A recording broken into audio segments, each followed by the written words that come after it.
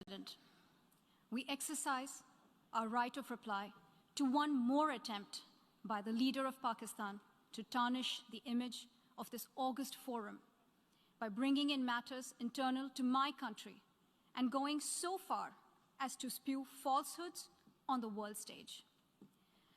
While such statements deserve our collective contempt and sympathy for the mindset of the person who utters falsehood repeatedly, I am taking the floor to set the record straight.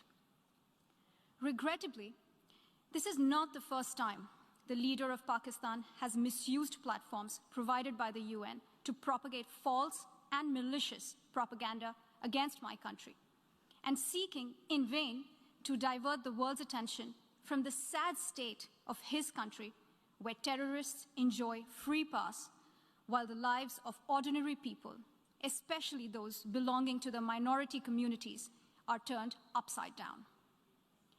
Mr. President, member states are aware that Pakistan has an established history and policy of harboring, aiding, and actively supporting terrorists.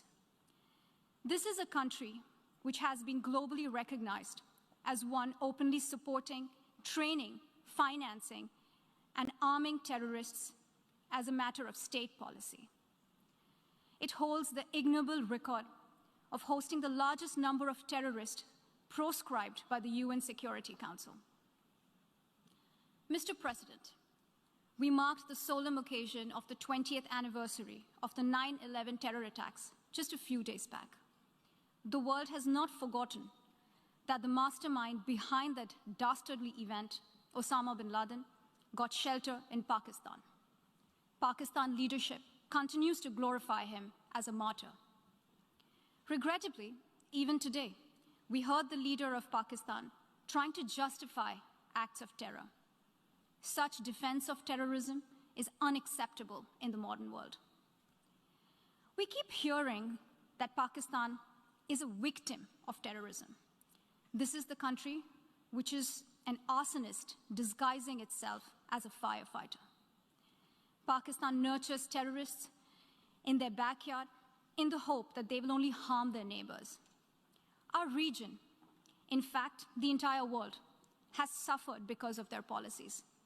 On the other hand, they are trying to cover up sectarian violence in their country as acts of terror. Mr. President, this is also the country that still holds the despicable record in our region of having executed a religious and cultural genocide against the people of what is now Bangladesh. As we mark the 50th anniversary this year of that horrid event in history, there is not even an acknowledgement, much less accountability. Today, the minorities of Pakistan, the Sikhs, the Hindus, the Christians, live in constant fear and state-sponsored suppression of their rights. This is a regime where anti-Semitism is normalized by its leadership and even justified. Dissenting voices are muzzled daily, and enforced disappearances and extrajudicial killings are well documented. Mr. President, unlike Pakistan, India is a pluralistic democracy with a substantial population of minorities who have gone on to hold highest offices in the country, including as President, Prime Minister, Chief Justices, and Chiefs of Army Staff. India is also a country with a free media and an independent judiciary that keeps a watch and protects our Constitution.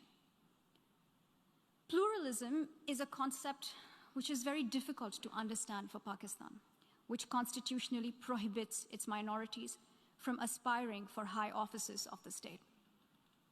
The least they could do is introspect before exposing themselves to ridicule on the world stage.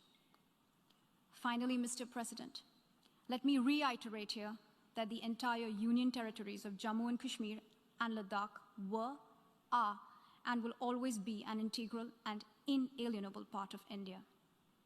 This includes the areas that are under the illegal occupation of Pakistan. We call upon Pakistan to immediately vacate all areas under its illegal occupation. Mr. President, allow me to be categorical about India's position.